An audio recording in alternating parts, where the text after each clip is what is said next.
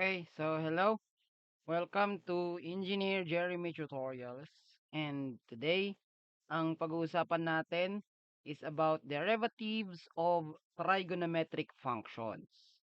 So, sa derivative ng trigonometric functions, meron lang tayong anim na basic trigonometric formulas na kailangang tandaan.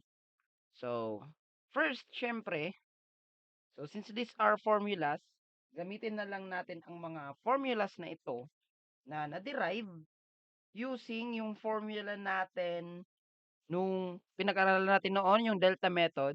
So, di ba, pinag-aralan natin yung delta method. So, yon yung mga na-derive na formulas na yon. So, dinerive ang formulas na to using that method. Yung increment method. So, yung may ina-add tayo na plus delta x. So, yon. So, ang bibigay ko na lang sa inyo are the trigonometric formulas. Diretso na. So, gagamitin na lang natin ng formulas na yon. So, let's start with the pinakauna. So, ang derivative of sine u, so is equal yan sa cosine of u times we need still to derive yung u natin. So, kailangan pa nating i-derive itong u dito and i-multiply natin yan doon. So, yan ang derivative ng sine. So, second is the derivative of cosine. So, madali lang itong tandaan. Tandaan lang natin.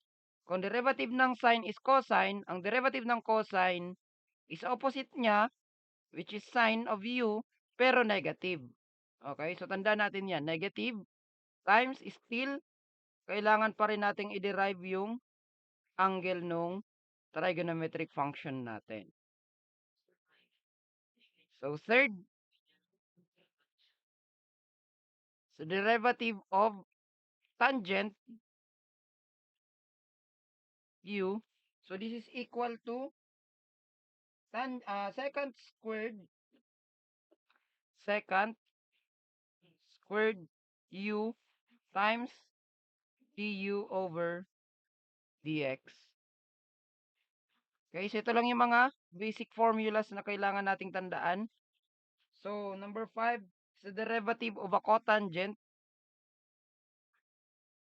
So, this is secant. Ito naman sa kabila, negative cosecant squared u times du over dx.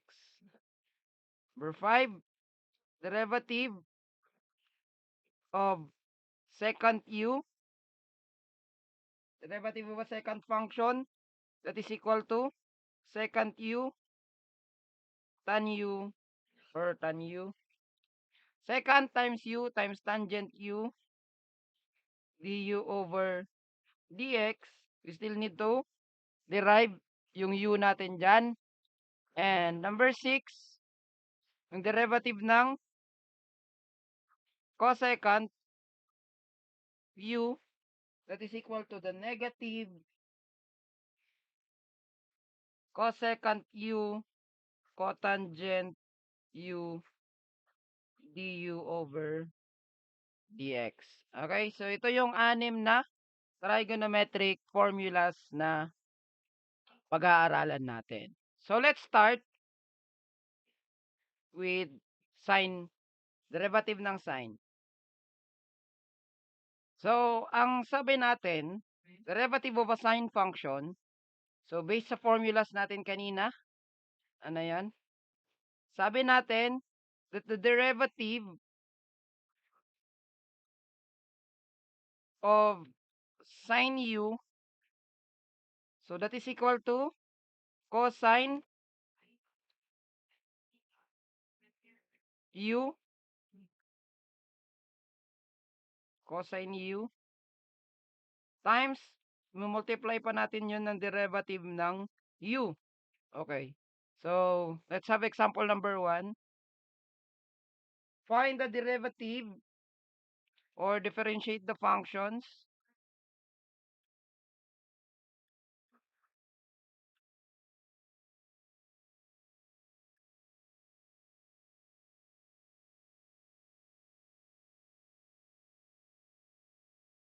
y is equal to sine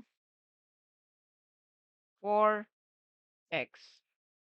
So, if our y is equal to sine 4x, therefore, ang derivative with respect to x of y is equal to the derivative with respect to x of sine 4x. Okay? So, i-assign natin ng value ng, ano napansin nyo? Ang u dito is the angle. Diba? Yung nandito. If we will assign u as our 4x,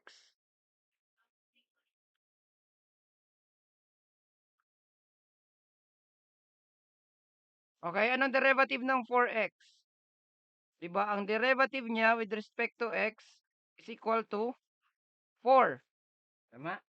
So, ang derivative niya with respect to x is equal to 4.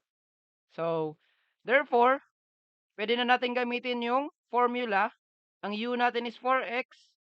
Ang derivative niya with respect to x is 4. So, therefore, using this, sabi natin, ang derivative ng sine 4x that is equal to cosine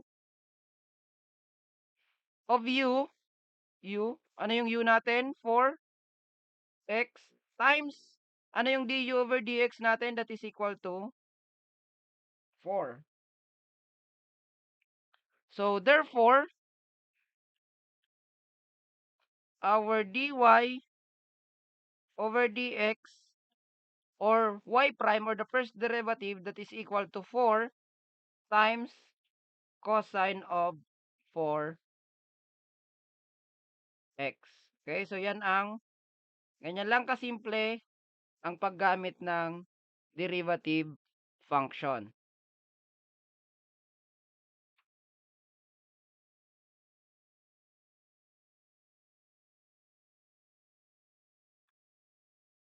Okay, another example. So, derivative ng sine.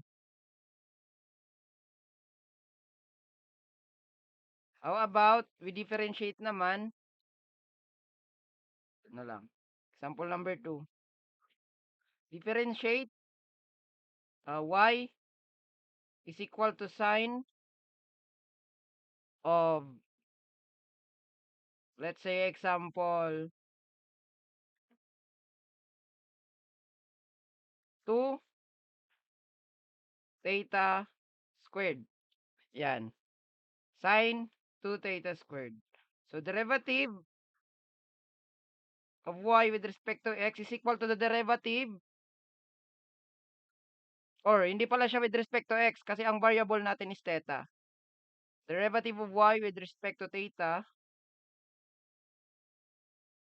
is equal to sine or times is equal to the derivative of sine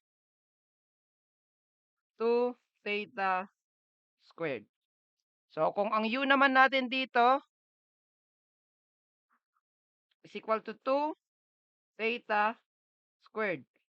So, ano yung du over d theta natin? So, di ba constant yan? So, ilalabas muna natin times, okay, dito. Derivative of theta squared with respect to d theta. So, di ba? This is chain rule. Di ba? Chain rule to. So, bababa yung 2. So, theta raised to 2 minus 1. So, magiging 2 theta. Tapos, 2 minus 1 is 1 na lang. Kaya hindi niya makikita. So, therefore, ito pala, derivative pala ng theta squared, that is 2 theta. Okay? So, du over d theta is equal to 4 theta. So, therefore, using our formula, so y now, or the derivative of y with respect to d theta is equal to derivative of sine 2 theta squared. So, this is equivalent to, anong sabi natin? Derivative ng sine, that is cosine. Ang u natin is 2 theta squared times multiply pa natin ng du over d theta which is equal to 4 theta.